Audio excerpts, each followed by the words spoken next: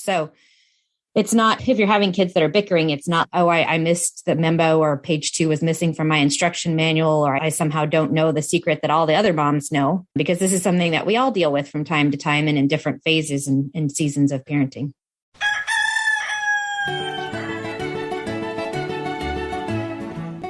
This is Your Morning Basket, where we help you bring truth, goodness, and beauty to your homeschool day. Hi, everyone, and welcome to episode 109 of the Your Morning Basket podcast. I'm Pam Barnhill, your host, and I am so happy that you are joining me here today. On today's episode of the show, we are dealing with one of those things that we all deal with. Every single family that homeschools, every single family that does morning time, we all have issues sometimes with our children bickering and fighting when we are trying to do family learning. And that is exactly the thing that we're going to be talking about on today's episode of the show. Now, I have my good friend, Lynna Sutherland, here from the Sibling Relationship Lab, and she's going to be talking about some strategies you can use to reduce the number of times that your kids might fight and bicker, and then ways that you can reach their heart in morning time as well to get to the heart of some of the issues that are really going on when the fighting and the bickering happen. So I think you're really going to love this particular episode of the podcast. Now, also, today's show is brought to you by our free month of morning time sample morning time plan. So come on over to pambarnhill.com/month and download our free sample of morning time plans and start adding just a little bit of truth, goodness, and beauty to your homeschool day. We have planned everything out for you. We've laid it all out to make it super easy. You can get the plans and just start with one or two things and slowly, gradually build your morning time into a habit that you and your entire family will love. That's at pambarnhill.com/month. And now on with our interview.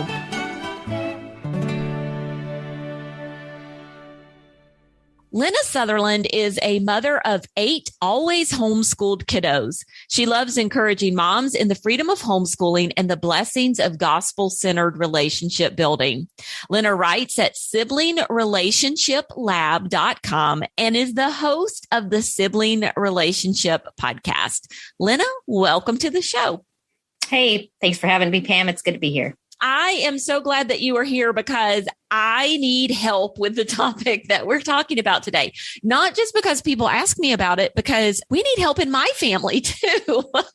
And so today's topic is all about kids that don't get along in morning time. I have people ask me all the time, I want to do morning time. This is something I think would just be great for my family, but my kids are always fighting. They're always bickering with each other. I just want to quit. How do I make the bickering stop? Is it something that I'm doing wrong? No.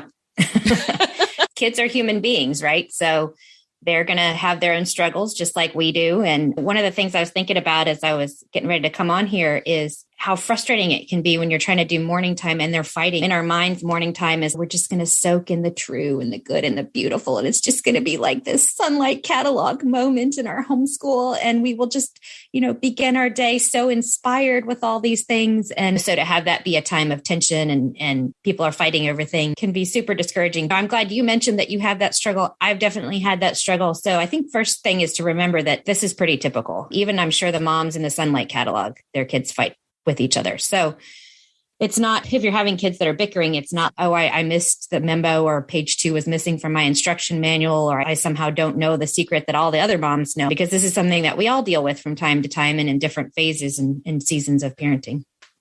Yeah, I do. I think there are times when I notice that it's worse and times when it's better. And I think for years and years, I think one of the things that really helped us was we moved to the table and did morning time at the table. And when my kids were younger, just that kind of giving them a space there where they were occupied with something else with their hands really helped. Yeah.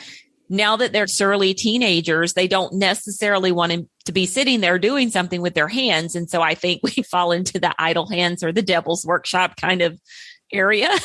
Yeah. So I have, now that you say that, I have seen it come and go with seasons. But yeah, I think it's good to hear it's not just one person. It's not just me. It's not just you. everybody struggles with this from time to time. Yeah.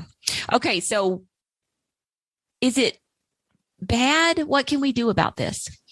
Yeah. So I think the first step is to step back and evaluate if there's something that you can do practically just to eliminate unnecessary struggles. So what you just mentioned, we're going to sit at the table and everybody's going to have something to do with their hands. Yeah, that doesn't touch on the heart issues. It doesn't fix characters. That's okay. Not everything has to be a lesson that you take all the way to the extreme in every situation. Sometimes you just eliminate struggles. So if you've got, I know some moms use binders for morning time where they have like the memory work or the songs that they're singing. If two kids are sharing a binder and they're tussling over it, get another binder. Just little practical things that you can do. There's no shame. I know some moms have said, I feel like that's cheating. I should make them learn how to work together. Like, Mama, you will have infinite opportunities for your children to learn how to work together. It's okay to say, like the same thing when moms say, they always fight over who sits where in the car. If you're in a hurry on the way to church, you say, you sit there, be quiet, we're going to church. Like, not everything has to be let's make this into a big relationship experience where we talk about our feelings and we work out all the character issues that we have going on. So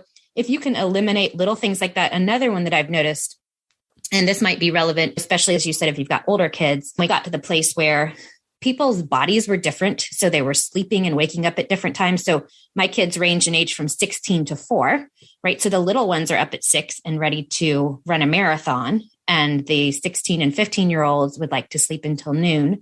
And so trying to get everybody into one place at one time was challenging because I'm trying to herd along the older ones, wake up, eat your breakfast. Did you brush your teeth yet? Do your chores. And the little ones have already been sitting there for 10 minutes and they're starting to lose it. And we haven't even started morning time yet. So what we ended up having to do was to switch to a different time of the day where everybody was into their day and I could just grab them and say, come on, let's do this. And then you can go back to your thing. So there wasn't this big discrepancy of who was ready and who was awake and friendly and ready to be around other human beings. And so little tweaks like that you can do are just practical things that can help to ease the tensions. Another thing with the sitting at the table, I've noticed with sometimes having individual chairs versus a sofa situation, because again, just like clearer boundaries. This is your seat. This is not your seat. Whereas when you're on the sofa, like his toes are on my port seat and I'm supposed to be in. Or I know Amy Sloan has talked about how the kids were fighting over who sits next to mom. Okay, yeah. We'll make up a rotation. Just rotate through. Again, it doesn't always have to be like, we're going to deal with the heart of the issue and we're going to have a character growth moment. Like, it's okay to just make use of as many different practical strategies as you can to help this be a calm, smooth time. And like with anything else, I think if you've gotten into a rut, and I would say this if it was math, I would say this if it was any other area of homeschooling, pull back.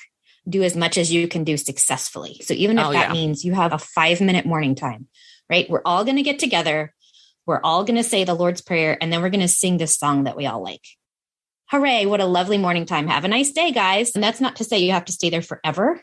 But sometimes, especially if the kids are like, morning. Okay, we kind of need to reset that a little bit, like deschooling, but you're having to do that in your own homeschool. Pull back, do just what you can do to feel like you've ended on a happy note.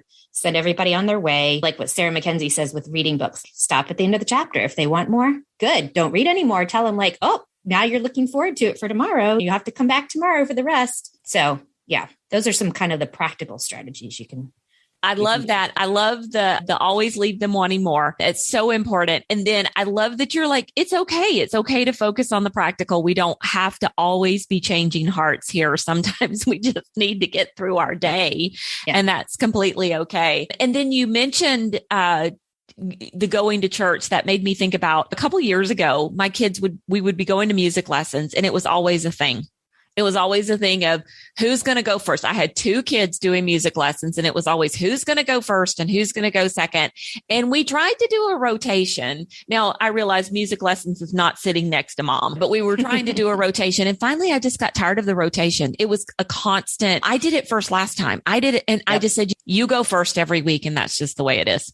Sorry. That's just one of those things. Well, one of my husband's favorite lines, I believe this is a quote from Ben Franklin, but I might be misattributing. But the quote is, be governed by God, or by God, you'll be governed. If you have the maturity to work this out on your own, that's fabulous. You guys can trade who goes first. You guys can take turns sitting next to mom, whatever. But if you're not going to demonstrate that you're able to handle that level of responsibility, sorry, I got to be the boss and be in charge and make the decision. Yeah, I love it. Yeah, and it's okay. It's okay to just make a decision. You are not going to scar your children for life by making a decision and saying, this is what you're going to do at this time. You're talking made me think about our couch and how it's horrible that the people who make couches, they make 3 cushions on a couch. And I have 2 children who need to sit on the couch. And there is no way to divide those 3 cushions fairly and equitable. You need like custom couch. Do you want the space divided into 5 cushions, 4 cushions, 2 cushions? Yeah, exactly. It's always a struggle. And so finally, I just looked at them and said, you're the biggest person, you get 2 cushions, and you're the small person, you get 1 cushion. Yep. And I'm sorry, it's over. We're not talking about how much room. Yep. Yeah. Yeah.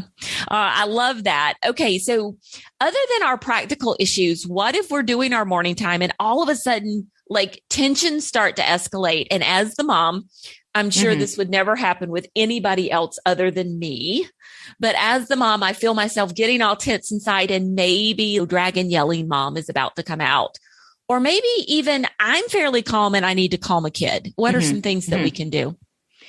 Yeah. So actually, one of the things that I think is really wonderful about homeschooling is that we all are going to see each other's struggles, which doesn't sound super wonderful.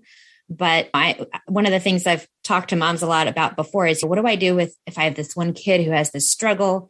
And how do I talk to the siblings about it? And I think there's this sense of, I don't want to gossip. I don't want to talk bad about one kid to another kid. And there's some wisdom there in being careful how you talk about your other children. But when we see our yuckiness on display in front of each other all the time, it's not a matter of gossip. It's that this child struggles with getting very upset when they think someone's laughing at them, or that this child struggles with being cheerful first thing in the morning. We don't have to pretend like it's a super big secret what everybody else's struggles are. And we have an opportunity to observe that. And it's a great time to practice, even like just reminding kids. One of the things I've been talking a lot about recently is surprise. So oftentimes when we have a conflict in our house, it's not because something like super evil and terrible happened. It's because there's some surprise.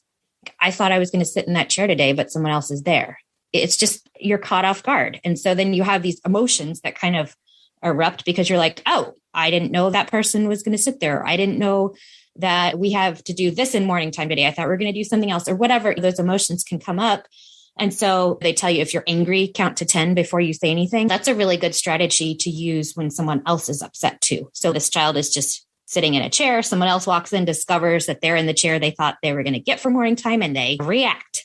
And so the child who's already in the chair can be helped to learn, instead of just saying, no, this is my seat. How is he? Okay. Obviously this child has had a surprise and they've got some feelings that happened all of a sudden.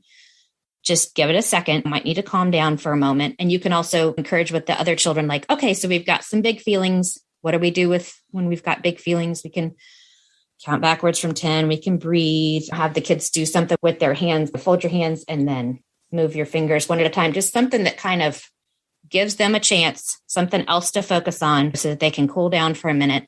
And as you said, Pam, sometimes we're experiencing those same things. And I think one of the best ways ever to talk to our kids about emotions and struggles like that is to use ourselves as an example, because nobody wants to sit in a room where you're dressing down one person. They're the bad example in the story. But if you're using yourself, then nobody else feels like they're being called out.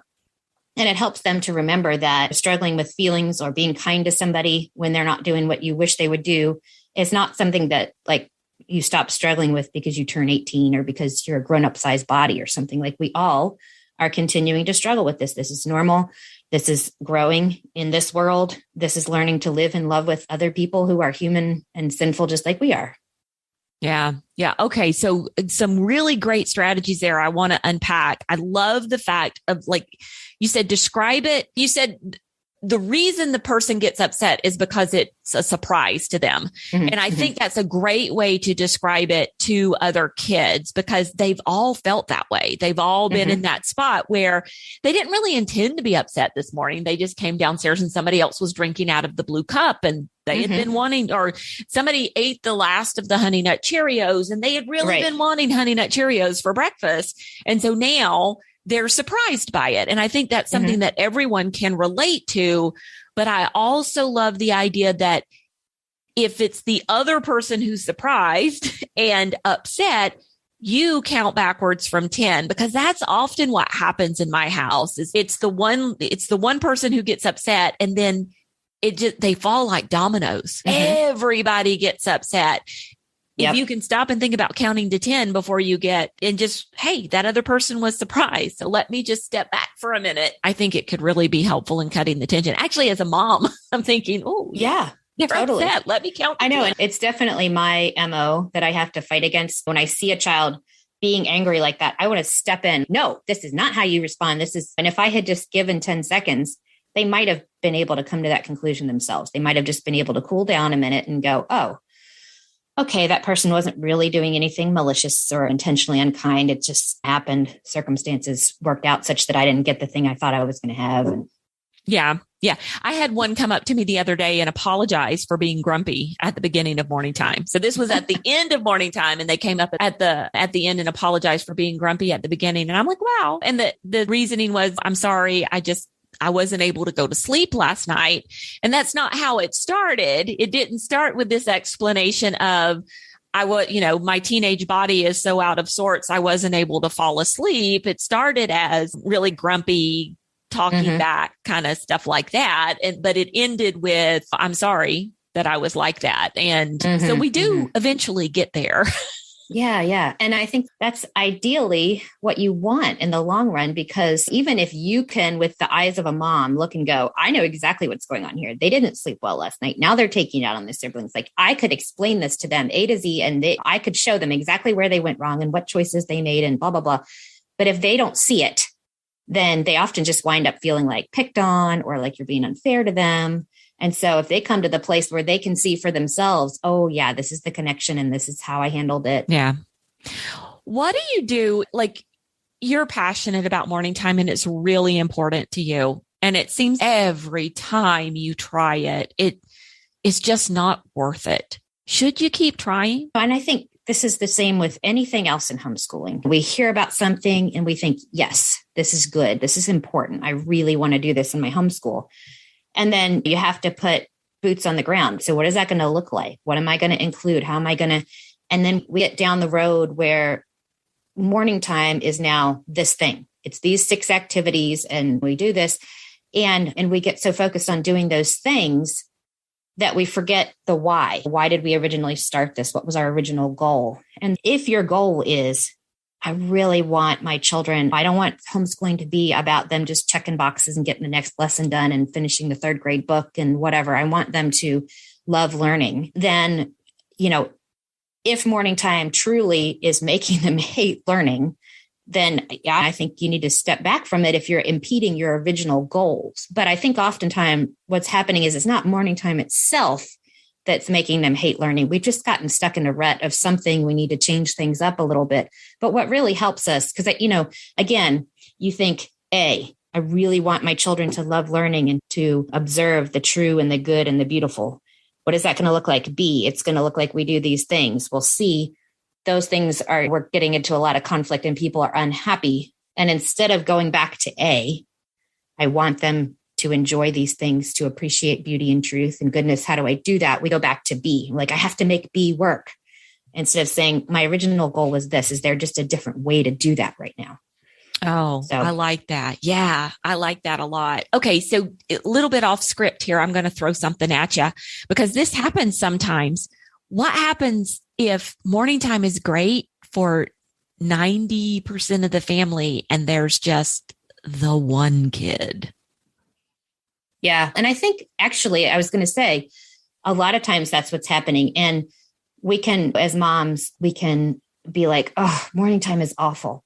But if you lay in bed at night and you're thinking like, oh, I got to wake up tomorrow and do morning time, it's going to be awful. But think about it. Is it really like, what's awful about it or what's making you dread it? Because sometimes it really is like just one kid who is having a really tough time. It's not really like everything of morning time is failing, but that kind of dark cloud settles over your thinking about morning time and you're like, oh, morning time is awful. But no, it's just this one piece or this one child who's really struggling. And I would say, that's a good time to have a conversation with them independently. And depending on their age, if they're little and you may need to do some problem solving for them. Okay, you're just going to sit in the high chair and play with Play-Doh during this time. Or maybe you have to do something for a while. You do morning time in a room where most people can sit, but a little person can run around and play or something like that. But if it's an older child who's able to articulate what their concerns are, then I think that's a really good opportunity to bring them along the path of not just do it because I said, but like, why are we doing this? And help them to see your vision for homeschooling. I don't want homeschooling to just be filling out worksheets for you. I want you to have the opportunity to engage with big ideas and think about things and appreciate the beauty of God's world and creation. Whatever is driving you to do morning time, help them to come on board with that. And then see if there's anything they can share with you about why is it difficult. So maybe it's a teenager who's just having a super hard time wanting to sing hymns at 7 a.m. Or maybe it's a child who's feeling really anxious that I'm not going to get my schoolwork done if I have to keep sitting here and other people are taking too long to get here and it's wasting away my day and I wish I could whatever. Then maybe you need to readjust expectations for that child. Or maybe they can do their handwriting work while you're singing songs in morning time, or just something where you're acknowledging like, okay, I hear you. I get why this is frustrating for you. How can we do this so that we're achieving the goals that I think are important, but also acknowledging your particular needs or what challenges this is posing for you. Yeah, I know that's a big thing that comes up a lot when moms are trying to start morning time later. They've discovered the practice. They've fallen in love with the idea that it's everything they really wanted their homeschool to be. And then you have this, I always pick on the 11-year-old boy. I've had two. So you have the 11-year-old boy who's, Mom, I really just want to get done and go outside and ride my bike. Please don't add on more things. And we always try to get them to say, hey, first of all, choose something that 11-year-old boy is really going to enjoy doing first. Yep. Don't start with Shakespeare or poetry, but get like architecture or something. Really, there's a lot of beauty in that. But then also morning time is not always just about adding more things on. It's also about replacing some other things well. Or my 12-year-old boy likes to pull out his cursive book during morning time and just go ahead and get that box checked for the day. Yep. And there's nothing that stops him from doing that. It's something he can practice that copy work while we're reciting. So I think, being aware of their time and being mindful of their time. And I'm searching for a different word and I'm not finding it. Respectful of their time, maybe even as well.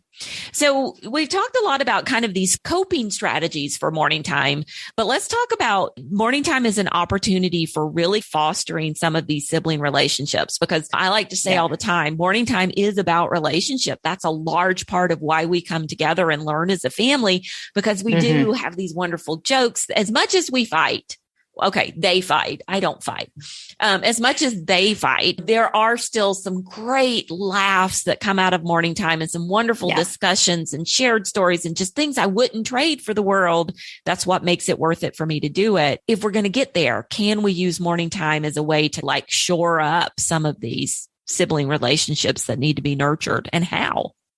Yeah, absolutely. So a couple thoughts there. First of all, we say in homeschooling in general that you need to be a student of your child. And we typically think of that in terms of, what's their learning style, or what time of day do they have the most focus and attention, or things like that. We think of it academically, but of course that's especially true with our children in terms of their hearts and what they're dealing with. Because I think as moms, as homeschool moms, especially, we're super good at like troubleshooting. Okay, we're having this issue. We're going to rearrange the schedule. We're going to do this thing. We're going to, as we said before, find to use practical strategies. But we have to slow down in our thinking enough to observe our individual children and where are they struggling? What are they working on? What are the things that they're conflicts? We think about conflicts happening in between two people, but there's only air between two people. Conflicts really happen in one heart and in another heart.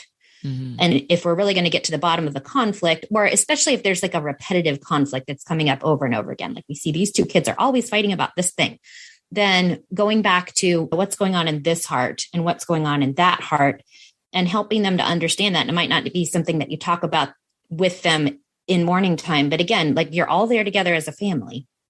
Mom is observing this. You're seeing these patterns and these interactions, and it's helping you to understand what's going on or what might be the particular temptation or struggle that's driving some of these conflicts. This is a great opportunity to pray for one another. And I don't mean make it weird. Please help Johnny stop being such a jerk. Please help Susie to care about her schoolwork and work harder. If you can ask them to request something that they'd like prayer for, and it doesn't have to be deep. It doesn't have to be, they don't have to be aware of their character issues or whatever, but just by requesting prayer. I hope I can play with my robot mermaid today. Then they're just hearing each other's needs and interests. And it's really powerful to hear your sibling pray for you, something that you've said is important to you. And then, dear Lord, please help Hazel to be able to play with her robot mermaid today. It's just an opportunity. It's a simple way to serve one another, to show that you care for one another. Morning time is also probably the best time to talk about relationship things, because just like we know with test anxiety, you can understand something, but then the anxiety of the moment and being tested on it can put it all out of your head, and you're not able to recall what you know and all that. The same thing is true about being able to teach our children big lessons when they're in the moment of a conflict. So when they're in conflict and they're afraid they're going to get in trouble, or they're afraid they're not going to get to sit in the front seat, or whatever it is they're tussling over, is really not an ideal time for them to learn big life lessons and think about their emotions and all that. That really needs to happen outside the time of conflict. And so if you can do some of that during morning time, it doesn't feel like, oh, we're just having this discussion because just pulled his sister's hair. And so now we have to have a big family meeting and talk about kindness. And it's something that you fold in as a regular part of your day, and talking about emotions or talking about relationships, or smoothing versus ruffling. Think about a feather. When you have a feather on a bird, and you can smooth versus ruffle. So if you have to talk to somebody about something hard, or if they're upset, is your language smoothing or is it ruffling? So you're doing this not in a way where any one person feels like they're on the spot. It's just a regular part of the conversation, and even just a regular part of the conversation to talk about your inner thought life and your emotions. Because in some families, that's not like a regular thing that kids are used to thinking about. Yeah, what was I thinking when I did that? Or what emotions were driving that decision? It's just not something that's regularly discussed. So morning time can be a great time to just sprinkle in some of those discussions. Books are a fabulous way to do that. One of my favorites is Wonder, because it does such a great job of, you see the story from one person's perspective and you're like, oh, he's the bad guy. And then you read further and you're like, oh, wow, he was dealing with something we didn't realize. And you're looking at the same scenario from different people's perspectives and learning to essentially to empathize that different people are dealing with different issues that's causing them to have different reactions. Yeah. I like that idea of using the books and the literature, or something like that feather, which maybe you're doing nature study. Maybe you're not. Maybe you just pick up a feather one day and say, see, I'm going to do this and this. And it's not, okay, now we're going to have this big lesson on kindness. Great. But right. Using those little object kinds of things or literature to spark that conversation and bring it up. Yeah. So I do like that. That's a really great suggestion. Lynna, thank you so much for coming on today. I have a prediction that this is just going to be a really big listen to episode, because I know this is something that not just I struggle with, but lots of other people struggle with as well. And you have given us some wonderful suggestions. And another way that you can bring these kinds of conversations into your morning time is through some devotionals. Lynna has her Sibling Investigations devotionals, which you can find on her website at siblingRelationshipLab.com. These are a great fit for your morning time because they're a little devotional that you're going to be able to do and have some of these conversations and ask your kids some questions away from the conflict. And if you use the code BASKET25, you can get 25% off any of these until February 28th. So do go over and check some of those out and maybe add one or two of those to your morning time.